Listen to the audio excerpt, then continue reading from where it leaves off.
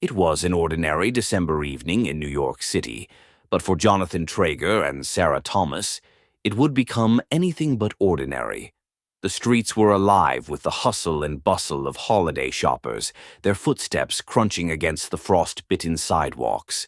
Strings of golden lights hung above Fifth Avenue, reflecting off shop windows, and the city seemed to hum with a festive energy. Inside Bloomingdale's, the warmth of the store offered a reprieve from the cold outside. Shoppers hurried past each other, their arms laden with gifts, their faces filled with a mix of excitement and stress. Among the chaos, Jonathan, a pragmatic, sharp-dressed New Yorker, was on a mission. He needed the perfect gift, one more checkmark on his to-do list before heading home to his girlfriend, Hallie. His eyes landed on a pair of black cashmere gloves, simple yet elegant, sitting on a display table. He reached for them just as another hand brushed against his. "Excuse me," Jonathan said, glancing up at the person next to him. "I think you mean, excuse me," came the reply, a soft British accent tinged with amusement. Standing before him was Sarah Thomas, her dark curls peeking out from beneath a knit cap, her cheeks flushed from the cold.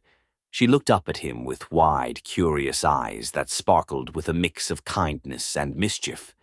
"I saw them first," Jonathan countered, a playful smile tugging at the corners of his mouth. "Did you now?" she said, raising an eyebrow. "Well, possession is 9/10 of the law, as they say." And just like that, a simple pair of gloves became the catalyst for an extraordinary connection. They bantered back and forth, their laughter rising above the murmurs of the crowd. There was something effortless about their exchange, as though they were two old friends rediscovering each other. Finally, after a few minutes of light-hearted arguing, they decided to compromise. "How about this?" Sarah suggested, holding up the gloves. "We split them. One glove for me, one for you. A perfect balance." Jonathan laughed, a warm, genuine sound that startled even himself.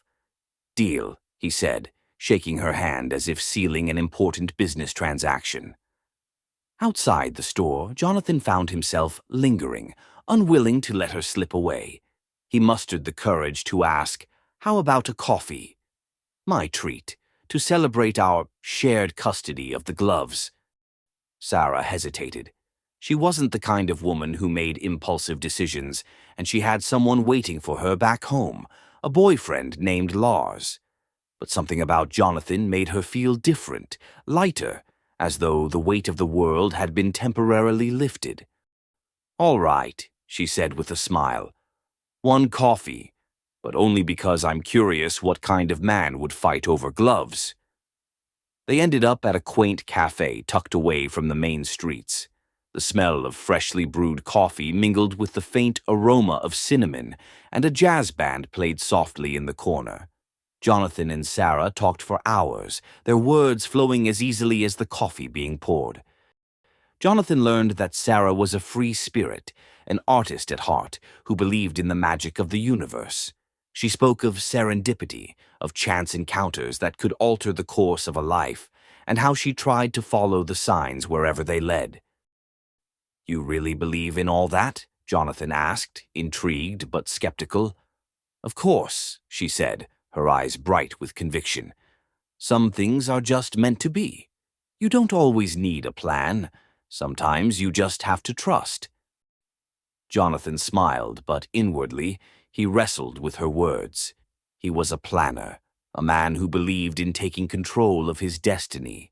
Yet, sitting across from Sarah, he felt as though the ground beneath him was shifting, as though he were being pulled into a world he didn't quite understand but didn't want to leave. As the night wore on, Jonathan found himself wishing it would never end. They wandered through the city together, stopping to admire the dazzling holiday displays and the street performers braving the cold. At one point, they found themselves at Woolman Rink in Central Park. The ice sparkled under the glow of the surrounding lights, and couples glided hand in hand across the surface. Sarah laughed as she convinced Jonathan to rent skates, and before long, They were on the ice, wobbling and stumbling like children. "Not exactly graceful, are you?" Sarah teased as Jonathan nearly toppled over.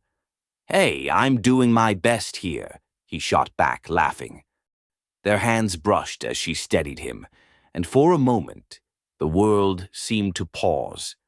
The city noise faded, the laughter of the skaters blurred into the background, and it was just the two of them, standing on the edge of something extraordinary. But as magical as the night was, reality began to creep in. They both had lives waiting for them, lives that didn't include each other. When Jonathan suggested exchanging numbers, Sarah hesitated. "What if we leave it up to fate?" she said, her voice soft but firm. "What do you mean?" Sarah explained her idea. She would write her name and number inside a book, Love in the Time of Cholera, and sell it to a used bookstore. Jonathan, in turn, would write his number on a $5 bill, which Sarah would spend. "If the universe wants us to find each other," she said, "we will." Jonathan, though skeptical, agreed. As a final test, Sarah suggested they go to the Waldorf Astoria Hotel and choose random floors. "If we end up on the same floor," she said, "then we'll know it's meant to be." Jonathan agreed, his heart racing with anticipation. He rode up to his chosen floor and waited. Moments later, Sarah's elevator ascended, but just as she was about to reach him, a child pressed all the buttons, sending her car on an erratic journey. By the time she reached Jonathan's floor, he was gone. The years that followed were marked by longing and what-ifs. Jonathan moved on with his life, falling into a steady relationship with Hallie. She was everything he thought he wanted: practical, kind, reliable. But she wasn't Sarah. Sarah, meanwhile, returned to San Francisco, where she pursued her art and fell into a relationship with Lars, an eccentric musician whose charm began to wear thin over time. Yet, despite their attempts to move forward, neither could forget that night. Jonathan spent years combing through used bookstores, flipping through copies of Love in the Time of Cholera, hoping to find her name. Sarah, in turn, inspected every $5 bill that came her way, searching for his handwriting. Their lives continued on parallel paths, each searching for the other, each wondering if fate had abandoned them.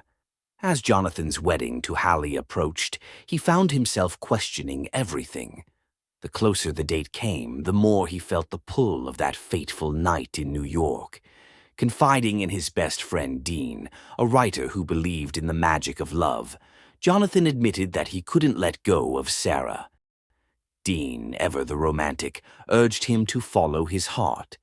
Together they set out on a desperate search, retracing the steps of that night.